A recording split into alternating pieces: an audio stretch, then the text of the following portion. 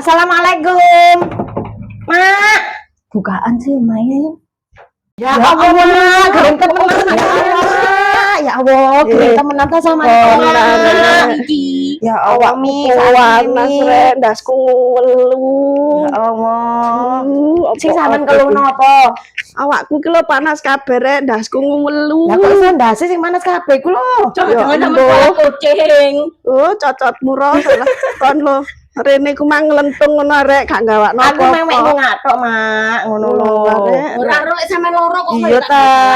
Heeh, sama niku. Wae lek ngomong ku loro, lek ngomong loro. Lek loro ku ngomong ngono lho, Mak. Lalong tangi ra kelar kok mbok kon woro-woro. Lho biasanya sampean ngene iki update status lek loro, ambek selfie ngene. Ora kelar nggawa HP aku Sri. Kene ki Alamak, ana lalate menungso sing ngertakno aku Sri. ya Allah sakene wong awake watuk nyiklik yo ngombe teh kemasan ngene iki cekno tambah watuk sampean niku. Tak gekno teh mari ki yo. Lah ora ono sing nduwekne Sri ono iku ya iku tak ombe aku ora kelar tangi timbang aku Sakene. semaput kok. Ya wis aku Ya tak mulai apa? tak gekno. Mari kita gawak-gawakno.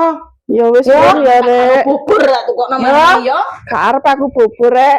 Arep apa? Duwe. Rendang. Dua purane luwara ngelentung gak nggo apa-apa. Ngono kok jare wong sugih. Masih ya tapen-apen nggo apa ta apa ngene ati rene. Kantri lho, kantri beneran.